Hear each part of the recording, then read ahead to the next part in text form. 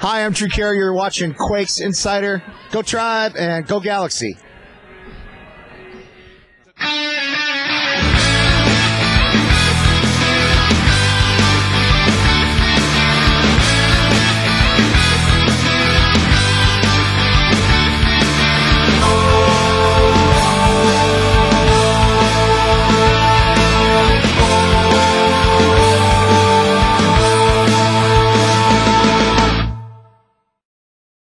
Saturday, June 25th was an electric night at Spartan Stadium. Not only were the Quakes' biggest rivals in town, but Saturday night marked the return of Landon Donovan to the stadium where he played for 4 seasons. But after joining the Galaxy, the Earthquakes faithful were ready to make Donovan feel less than welcome in his former home.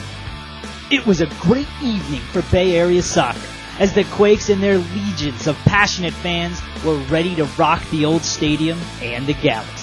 I look forward to these games. I love these games. I love rivalry games. I love, big nights like this, and I look forward to these nights. I mean, it doesn't have no effect to me in any negative way. I mean, I look forward to it, and I just can't wait for that ball to get rolling in these nights. And all thanks to the crowd for putting the pressure on Galaxy and putting the pressure on Landon, and help building our team up, and I think the fans was a 13th man or 12th man for us, so that was important.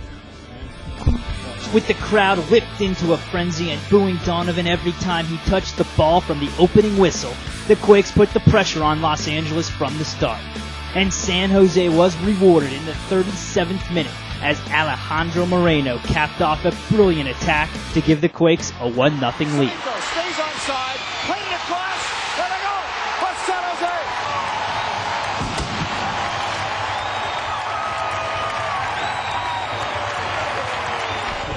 Serrano made the run in behind. I think Brad played him in, and I just tried to find my way in the box. I knew Romo was going to play a good ball in, and I just tried to get on the end of things, and obviously I was able to put it in. Mark Chung nearly added to the San Jose lead in the 42nd minute, but it was Pat Onstad who made the play of the night in the 54th minute, maintaining his shutout and stonewalling the Galaxy 4 straight times from close range in an amazing sequence. Side, headed across, headed down, cleared by Onstad. What a save in the second one, and a third! A fourth! Shot blocked in front. I counted 4 saves. Yeah, obviously when the ball bounces loose and one of their guys is going to get a foot on it and he's 5-6 yards out, you think it's 1-1. It's the first thought that goes through your head. But fortunately, I was just able to kind of get in the way, and so were some of the players. I made some timely touches and blocks, and I think that's a sequence when you probably watch it on the tape when you can see how committed our team is to trying to win that game. Our team defending is very good, and the forwards are doing a great job of making things predictable. And I don't think teams really know how to come in here and play. We do a really great job of putting them under pressure straight from the opening whistle, and the only option they have is to play long balls out of the back, and Eddie and I and Kelly are eating it up. So it's a great all-around team effort, and Pat's playing out of his mind, so it's great. The Quakes were able to extend their lead in the 64th minute with some help from L.A. Mark Chung in a space, he bounced off one challenge. Chung in front, Cerritos can get it, and rolls, and it's an own goal! Quakes lead 2-0. It was one of those nights, everything went right for us, and a couple things went wrong for them, but I still think, the result maybe is a little bit flattering, maybe not 3-0, but I think we've been the better team tonight. Goalkeepers and communication, this is some great stuff from Mark Chung. He's just been phenomenal since he got here. Look at that little pass in there. It was L.A. that aided the Quakes again just 4 minutes later to make it 3-0, allowing San Jose to cruise to their 4th straight shutout at home. A visitor hasn't scored now on San Jose in 416 minutes at Spartan Stadium. He's got one now. Oh, look at this! That's going to be another one! That's incredible! We played well.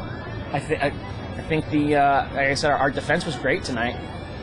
We pressured the ball all over the field, and I like telling the guys before the game yesterday, or telling practice yesterday, it's an uncomfortable place to play if you want to make it uncomfortable. Not just for one player, but for teams. And I think that the attitude of the team tonight we came out, wanting to make it uncomfortable and try and play. And I think we did that. We took them out of any rhythm they had. We were pressuring them all over the field. Like I said, I think Ricardo and Dwayne and Eddie and Danny were excellent tonight because nothing got through them. And if it did, they got enough of the ball, the body to make it where it wasn't an easy path through. Are you seeing anything like that? Perhaps the only thing more impressive than the Quakes' performance was the passion of the over 15,000 fans who made the game a night that no one will soon forget, especially Donovan, who was relatively quiet in his first game as an opponent at Spartan as he drew the ire of the fans at every turn. I think it's a step forward for MLS when you have that kind of passion for your team, And I know it was hard for Landon to come in here and be booed and everything, but that's how it is around the world. It's tough, and it's just like Mo Johnson, changing signs from Celtic to Glasgow, and I think it's great passion. It's a step forward for MLS. Yeah, I always say, Spartan Stadium probably has hosted the 5 best games in MLS history. And I think the fans have a lot to do with that.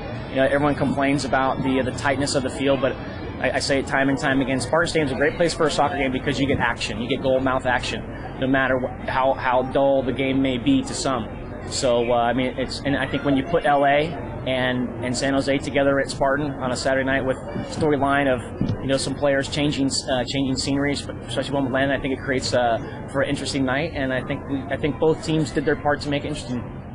Following the game Saturday, Earthquakes midfielder Brad Davis said his goodbyes to his teammates as the MLS assist leader is off to join the U.S. national team for the CONCACAF Gold Cup. Obviously, it's a great honor, to be called up to the senior team. Haven't been asked before, so this is my first time, and I'm excited, and I can't wait to go there and show them what I've got. Dwayne De Rosario will also be appearing in the Gold Cup, but for Canada. De Rosario will join the Canadian national team following the Quakes game versus Colorado on June 29th. It's always a great feeling to get called up for your national team, represent your country at a high level. And, I feel honored to once again be with the national team, and we look forward to reuniting with my fellow teammates of Canada and Frankie Allen. The Gold Cup tournament runs from July 6th to July 24th. So the duo could miss the Quakes' next 5 games. I think the team, we'll be fine. We got Brian Chang, who's coming back off injury, and as well as Brian Mullins. So those guys will get healthy. I know they'll put points on the board. It's just the team just needs to keep working hard. The results will come, and I'll go and try and represent myself and the Earthquakes as well as I can, and I know they'll do the same.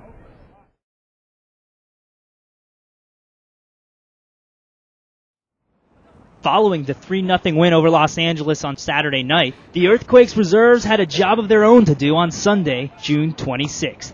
And do it they did, riding goals from Brian Ching, Chris Aloisi, and Ian Russell to down the Galaxy Reserves 3-0 and pull into first place in the reserve division with a 4-2-2 record.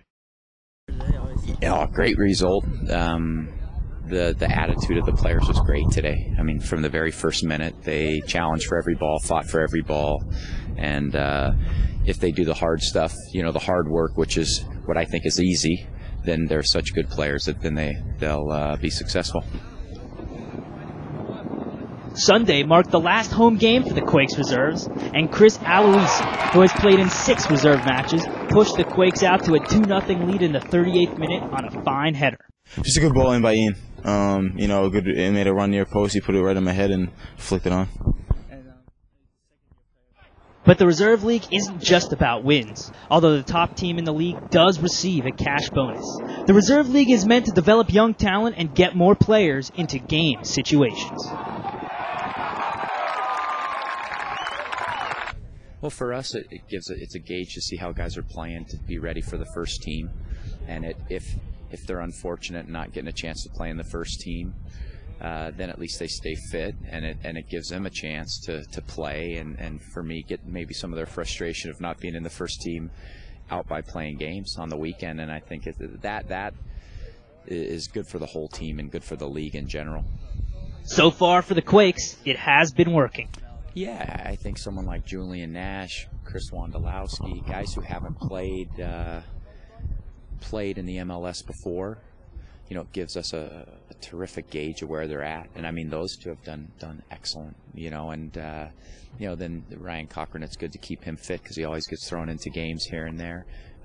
Wes Hart's done a good job. Ian Russell today was excellent.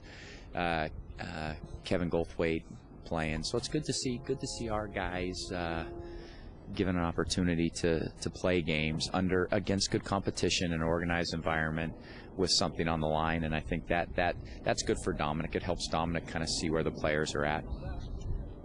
The increased playing time has paid off for San Jose's fourth-round draft choice, Chris Wondolowski. The Chico State University product is currently tops in the Reserve League in the scoring. Yeah, absolutely. I mean, the Reserve League, definitely you have a lot of great games. It gives you a chance to get yourself out, show what you have in front of the coaches, in front of other coaches too, and other teams, and play against good competition. So, very, very good.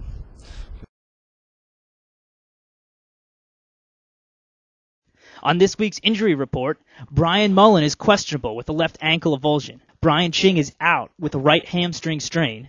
And Troy Dyack and Craig Weibel remain on the season-ending injured list.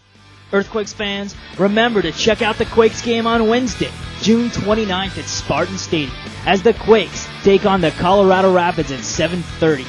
Tickets can be purchased by visiting the Earthquakes ticket office, or logging on right here at sjearthquakes.com, or by calling Ticketmaster at 408-998-TIXS. That's it for this edition of Quakes Inside.